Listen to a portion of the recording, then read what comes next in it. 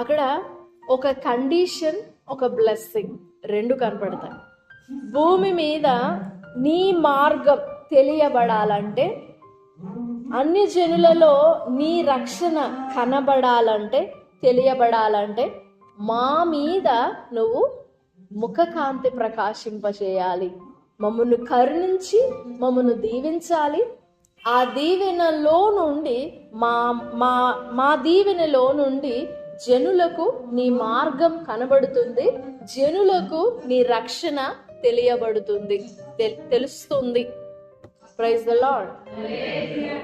భూమి మీద దేవుని మార్గం కనపరచబడాలి అంటే, భూమి మీద లేదా అన్ని జనులలో దేవుని ఎరుగని వారు దేవుడు ఏమై ఉన్నాడు, దేవుని కరుణ, దేవుని కనికరము, దేవుని దయ, దేవుని దీర్ఘశాంతం, దేవుని ప్రేమ ఏమై ఉన్నది అని ప్రజలు తెలుసుకోవాలి అంటే, we are the face of God. If people wanted to see God, if people wanted to see the love or the mercy of God, they have to see through us. We are the face. మనమే ముఖం. దేవుని దయ కనుకోవాలా లోకం, నీ ముఖం చూస్తుంది. దేవుని కృప కనుకోవాలా, తెలుసుకోవాలా లోకం, నీ ముఖం చూస్తుంది. ఎందుకు అనంటే, దేవుడు డైరెక్ట్గా వాళ్ళతో మాట్లాడలేడు. They don't have that direct relation, connection. We have that direct fellowship. ఎందుకంటే ఇక్కడ మోకరిలో ప్రభువా అనగానే పరలోకంలో హలో అన్నట్టు వినపడుతుంది. They can call like that whatever they may do, because we are the blessed people and we are the chosen people. We are the people who have the blood of God, blood of Jesus. మనమే ఏర్పరచబడిన వారము, పిలువబడిన వారము, దేవుని రక్తం కలిగిన వారం, దేవుని గోత్రం, దేవుని వంశం, దేవుని కుటుంబం మనది. సో మనం పిలిస్తే పలుకుతాడు ఆయన. ఏది మనం ఎందుకని స్పెషల్ అని అంటే, మనకేదో కొమ్ములు వచ్చి కాదు, మనం ప్రభునందు విశ్వాసం ఉంచాము, మనం ప్రభునందు విధేయతతో విశ్వాసముతో నడుచుకుంటున్నాం. ఆయన రక్తమునందుల విశ్వాసముతో బాప్తిస్మ తీర్మానం ప్రకటించి ఆయన కుటుంబంలో భాగమయ్యాం కాబట్టి మనం పిలిస్తే ఆయన పలుకుతాడు. ఇప్పుడు లోకానికి దేవుని కృప తెలియబడాలి అని అంటే, లోకం ఎక్కడ కనుగొంటుంది కృప? లోకానికి దేవుని దయ చూడాలనిపించింది, దేవుని దయ పొందుకోవాలనిపించింది. ఎక్కడ పొందుకుంటుంది లోకం? మన నుండి. మనలను చూడగానే దేవుని రూపం అగ్గుపడాలి, మనలను చూడగానే దేవుని స్వభావం కనపడాలి. అరే అదేంటి, నీ బుద్ధి వాళ్ళ బుద్ధి ఒకటే, నీ బుద్ధి దేవుని బుద్ధి ఒకటేనా? ఇలాగుంటాడా దేవుడు? మీ దేవుడు కూడా ఇట్లనే మాట్లాడతాడా? మనల్ని అంటా ఉంటారు కదా. అంటే మనల్ని చూడగానే ఎలాంటి ఇంప్రెషన్ పడుతుందో చూడండి లోకానికి. కానీ మనం దేవుని ముఖాన్ని కలిగి ఉన్నాం. దేవుని ముఖ వర్చస్సు మందే, దేవుని పోలిక మందే, దేవుని రూపం మనదే. ఈ కీర్తనలో భక్తుడు అంటున్నాడు, భూమి మీద నీ కృప కనబడాలంటే, నీ కృప తెలియబడినట్లుగా, భూమి మీద నీ దయ, నీ మార్గం తెలియబడినట్లు మా మీద నీ ముఖకాంతి ప్రకాశింపచేయి. మా మీద దేవుని ముఖం ఎలాగుంటది? ఆ మార్గంలో వెళుతున్నప్పుడు యేసు ప్రభు వారి ముఖాన్ని చూశారు చాలా మంది. ఆల్మోస్ట్ ఆ యోధా దేశంలో వాళ్ళందరూ యేసు ప్రభు వారిని చూసిన వాళ్ళే. ఆ ముఖాన్ని గురించి కాదు మనం మాట్లాడేది. ప్రకటన గ్రంథంలో యోహాను కూడా నేను ఆయన ముఖం చూచి తిని అంటాడు. 17వ వచనం, నేను ఆయనను చూడగానే 1:17, చచ్చిన వాని వలె ఆయన పాదముల యొద్ద పడి తిని, ఆయన తన కుడి చేతి నా మీద ఉంచి నాతో ఇట్లా భయపడు. నేను ఆయన్ని చూడగానే, ఇదేంటి ఇప్పటి వరకు భూమి మీద 33.5 సంవత్సరాలు జీవించింది ఈయన, పరలోకంలో యోహాను ఆశ్చర్యపోతున్నాడు. పద్మాసు ద్వీపంలో ఉన్నప్పుడు ఆదివారమున ప్రార్థన చేసుకుంటుంటే, పరిశుద్ధ దినాన్ని ప్రార్థన చేసుకుంటుంటే ఒక దర్శనం వచ్చింది యోహానికి. ఆ దర్శనంలో పరలోకానికి ఎత్తబడినాడు. అక్కడికి వెళ్ళగానే ప్రభు నిలబడి ఉన్నాడు యోహాను దగ్గర. యోహాను ప్రభుని చూడగానే, ఇదేంటి ఈయన యేసు కదా, 33.5 సంవత్సరాలు మాతో కలిసి తిరిగాడు కదా, ఈయన ఎక్కడున్నాడేంటి, ఈ ముఖం ఏంది ఇలాగుంది, ఆయన వస్త్రాలు ఏంది ఇలాగున్నాయని ఆ షాక్, సర్ప్రైజ్ అన్నిటిని చూసి తట్టుకోలేక చచ్చిన వాళ్ళ పడిపోయాడంట. ఆ ముఖము కాదు మనం మాట్లాడేది. దేవుని ముఖకాంతి మన మీద ప్రకాశించాలి అంటే దాన్ని మనం ఎలా అర్థం చేసుకోవచ్చు? దేవుని ముఖం చూడాలంటే పలానా ఇంకా యూదులే చూశారు, ఇంకెవరు చూడలేదు. మరి మన మీద ఎలా ప్రకాశిస్తుంది ఆ ముఖం? పోనీ ఇశ్రాయేలీలు చూసారా దేవుని ముఖాన్ని? ఇశ్రాయేలీలు 40 సంవత్సరాల యాత్రలో సీనాయి కొండ మీద, సీనాయి పర్వతం మీద దేవుడు దిగొచ్చాడు కదా పర్వతం మీదకి. అగ్ని ధూమమయమై ఆ కొండంతటిని కప్పి కాల్చేసింది కదా. అప్పుడు వారు దేవుని ముఖం చూసారా? చూడలా. తర్వాత మోషే చెప్తాడు, మీకు మొహం చూపించింది ఎందుకో తెలుసా, ఇట్లా బొమ్మలు చేసి విగ్రహారాధన చేస్తారని మీకు ముందుగానే జాగ్రత్త పడి ముఖం చూపలేదు, మీరు స్వరం మాత్రమే విన్నారు. అప్పుడు వాళ్ళు ప్రభుని చూడలే. మరి ప్రభు ముఖము మన మీద ప్రకాశించడం అంటే ఎలా? మీరు ఎప్పుడైనా ఆలోచించారా? దేవుని ముఖం చూడాలనే ఆశ కలిగిందా?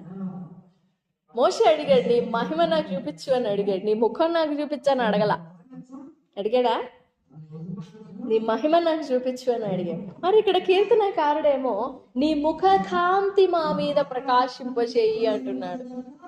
ముఖకాంతి ఎలా ప్రకాశిస్తుంది మన మీద? దేవుని ముఖం ఎలా ప్రకాశిస్తుంది మన మీద?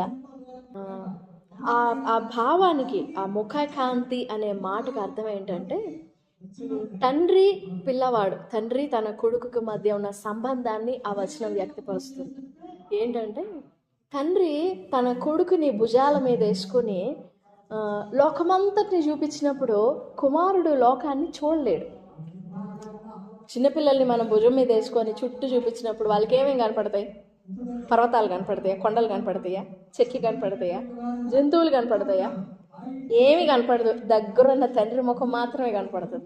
అది కూడా ఫేస్ ఎక్స్ప్రెషన్స్ కానీ, ఫేస్ రూపాలు కానీ ఏం గుర్తుండవు. ఏదో ప్రెజెన్స్ అట్లా ఉన్నట్టుగా తెలుస్తుంది పసిపిల్లలకి, పెద్ద పిల్లలు కాదు, పసిపిల్లలకి. తండ్రి లోకమంతటిని చూపించి భయపడినప్పుడు ఆ ఫేస్లో భయం పిల్లవానికి అర్థమవుతుంది. తండ్రి లోకమును చూసి సంతోషపడినప్పుడు ఆ ఫేస్లో సంతోషం. తండ్రి నవ్వగానే పిల్లవాడు ఏదో అర్థమైపోయి నవ్వుతాడు. వాళ్ళు నవ్వారని, ఎక్స్ప్రెషన్ కనపడిందని నవ్వుతారు. వాళ్ళు బాధపడినారని పిల్లలు భయపడతారు. ఆ తండ్రి ఎక్స్ప్రెషన్ ఏమైతే ఉంటుందో పిల్లవానిలో ద సేమ్ ఎక్స్ప్రెషన్ వస్తుంది. అలాగే దేవుని ముఖము మన మీద ప్రకాశించడము అని అంటే, మనము మన కన్నులతో, మన దృష్టితో పరిస్థితులను కానీ, మనుషులను కానీ, లోకాన్ని కానీ, ప్రపంచాన్ని కానీ మన కన్నులతో మనం చూసినప్పుడు మనకి ఏమాత్రం అర్థం కాదు. చెట్టని, గుట్టని, పర్వతమని కనబడచ్చు, అర్థం అవ్వచ్చు. కానీ ఈ భూప్రపంచాన్ని, ఈ జరుగుతున్న పరిస్థితులను ఈ పసి మనస్సు, మన వయసు 90 అయినా కానీ దేవుని దృష్టిలో మనం పసివాళ్ళమే. ఎందుకంటే దేవుని జ్ఞాన విషయంలో మనం సరితూగం. సో ఆయన దృష్టిలో మనం పసివాళ్ళమే. ఇప్పుడు లోకమంతటిని, లోక పరిస్థితులను, మన జీవితంలో జరిగే ఈ పరిస్థితులను మన కంటితో, మన దృష్టితో, మన ఆలోచనతో మనం చూసినప్పుడు అవన్నీ కూడా అసాధ్యంగా, కష్టముగా, ఇంపాసిబుల్ లాగా కనపడతాయి. కానీ దేవుడు ఈ లోకమును చూస్తున్నాడు, చూసారా? దేవుని దృష్టి ఉంటుంది ఒకటి. అది అర్థం అవ్వాలంటే మత్తయి సువార్త 9వ అధ్యాయంలో ఒక భాగం చూడండి. చిన్న ఎగ్జాంపుల్. మత్తయి సువార్త 9వ అధ్యాయము 23-24. అంతలో యేసు ఆ అధికారి ఇంటికి వచ్చి పిల్లనగ్రోవులు వాయించు వారిని, గొళ్ళు చేయుచుండు జన సమూహమును చూచి, స్థలమియుడి, ఈ చిన్నది నిద్రించుచున్నదే గాని చనిపోలేదని వారితో చెప్పగా, ఇది దేవుని దృష్టి. ఏంటి దేవుని దృష్టి? ఆ చిన్న బిడ్డ చనిపోయినది అని చెప్పేసి ఊళ్ళో వాళ్ళందరూ వచ్చి ఏడుస్తా ఉన్నారంటే, గొళ్ళు పెడతా ఉన్నారు. జన సమూహము అని ఉంది అక్కడ. ఏది ఇల్లు చుట్టూ 10 మంది 20 మంది కాదు, జన సమూహం అంతా కూడా ఆ బిడ్డ చనిపోయినది, ఇంకా ఆ బిడ్డ ఆయుష్ అయిపోయినది, ఇంకా ఆ బిడ్డ నశించిపోయినట్టే, ఇంకా ఆ బిడ్డకి జీవం లేదు అని, చనిపోయినది అని ఏడుస్తున్నారు వారు. ప్రభు వచ్చి ఏమంటున్నారు? ప్రభు దృష్టి ఎలాగుండింది? ఆ బిడ్డ చనిపోవడానికి నిద్రించడానికి ఎంత తేడా ఉంది? ప్రభు దృష్టికి మన దృష్టికి తేడా అది. ప్రభు దృష్టికి మన దృష్టికి తేడా అది. మన దృష్టి ఏమో చచ్చిపోయినదంట, కానీ దేవుని దృష్టి బ్రతికే ఉంది, నిద్రపోతుంది అంతే. అసలు ఎంత డిఫరెన్స్ ఉందో చూడండి. చీకటికి వెలుగు ఎంత తేడా, అంత తేడా ఉంటుంది మన దృష్టికి దేవుని దృష్టికి. మన తలంపులు దేవుని తలంపులు, మన ఆలోచనలు దేవుని ఆలోచనలు, అంత వ్యత్యాసం ఉంటుంది. ఆకాశము, భూమికి ఆకాశం ఎంత హెచ్చైనదో మన తలంపులకి దేవుని తలంపులకి అంత హెచ్చైన అగాధం ఉంటుంది. అందుకే మనము మన కళ్ళతో మన దృష్టితో లోకాన్ని చూడకూడదు, మన పరిస్థితులను కూడా చూసుకోకూడదు, మనల్ని కూడా చూసుకోకూడదు. మన దృష్టితో, దేవుని దృష్టితో చూడాలి. దేవుని దృష్టితో సమస్తం సాధ్యంగా కనపడతాయి. ఆ దృష్టి మన మీద ప్రకాశించడము అని అంటే, ఆయన ఏ దృష్టి అయితే కలిగి ఉన్నాడో దానిని పూర్తిగా మనము స్వీకరించడం, పూర్తిగా మనం ఆస్వాదించడం. నువ్వేదో చెప్తున్నావులే కానీ నాకు నమ్మకం కుదరట్లేదయ్యా, నువ్వేదో అంటున్నావులే కానీ నాకు ధైర్యం చాలట్లేదు, అలా కాదు. ఇక పూర్తిగా ఆయన ఎలాంటి దృష్టితో చూస్తున్నాడో ద సేమ్ మనకు కూడా అదే దృష్టి వచ్చేయాలి. ఇంకా నో డౌట్ అన్నట్లుగా, అసలు నో పిన్ డ్రాప్ డౌట్, అసలు ఒక డ్రాప్ కూడా డౌట్ లేకుండా పూర్తిగా దేవుని దృష్టి మనకు వచ్చేయాలి. అది దేవుని ముఖం మన మీద ప్రకాశించడం అంటే. ఆ ముఖం మన మీద ప్రకాశించినప్పుడు మన ముఖం కనపడదు, ఇంకా ఆ ముఖమే కనపడుతుంది. మన మార్గాలు కనపడవు, దేవుని మార్గాలే కనపడతాయి. మన దృష్టి కనపడదు, దేవుని దృష్టే కనపడుతుంది. మన ఆలోచనలు కనపడవు, దేవుని ఆలోచనలు, దేవుని తలంపులు, దేవుని చిత్తములే కనపడతాయి. ఇది దేవుని ముఖం మన మీద ప్రకాశించడం అంటే. భూమి మీద నీ మార్గం తెలియబడినట్లు, అన్యజనులందరిలో నీ రక్షణ తెలియబడినట్లు దేవుడు మమ్మను కరుణించి మమ్మను ఆశీర్వదించుగాక. ఆయన తన ముఖ కాంతి మా మీద ప్రకాశింపజేయునుగాక. సంఖ్యాకాండం 6వ అధ్యాయంలో ఒక మాట చూద్దాం, చూడండి. సంఖ్యాకాండం 6వ అధ్యాయం 25వ వచనం.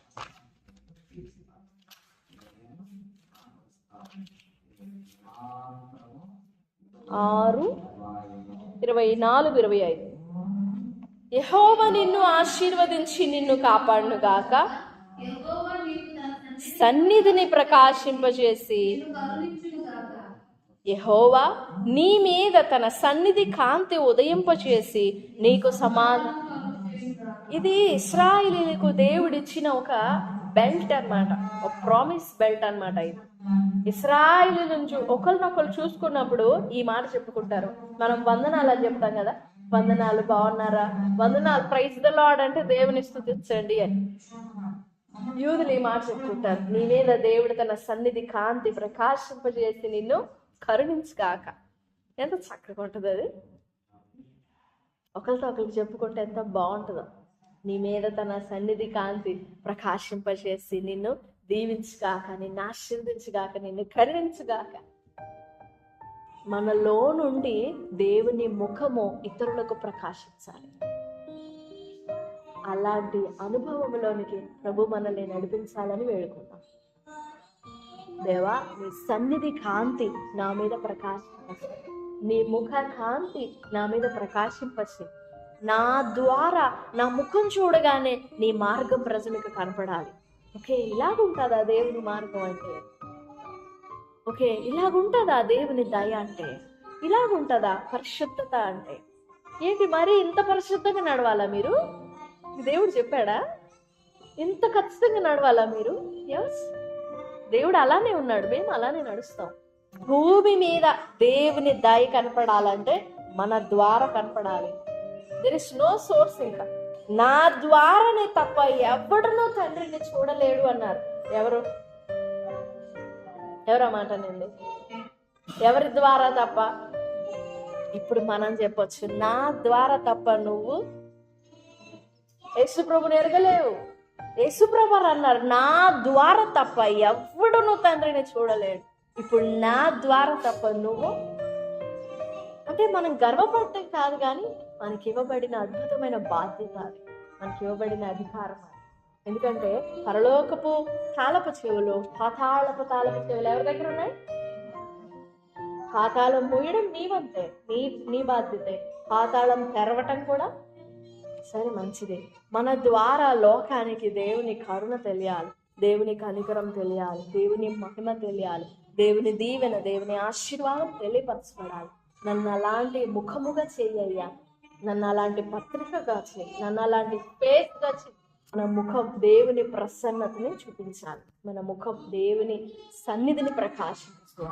అలాంటి కృపలోనికి నన్ను నడిపించయ్యా అని వేడుకుందాం. దేవుడి మాటలు మన వినికిడిలో దీవించుగాక. ఆమేన్, ఆమేన్.